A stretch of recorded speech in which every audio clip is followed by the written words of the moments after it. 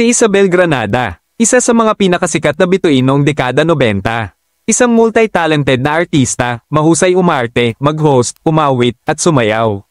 Nakilala siya bilang miyembro ng That's Entertainment ni Kuya Germs kung saan nagsimula ang kanyang paglalakbay sa mundo ng showbiz. Mula sa pagiging teen idol hanggang sa pagiging isang respetadong aktres sa pelikula at telebisyon, hinangaan si Isabel hindi lang sa kanyang talento kundi pati na rin sa kanyang kabaitan, disiplina, at malasakit sa kapwa. Sa kabila ng tagumpay, nanatiling mapagkumbaba si Isabel. At sa bawat proyektong tinanggap niya, ibinubuhos niya ang buong puso't galing.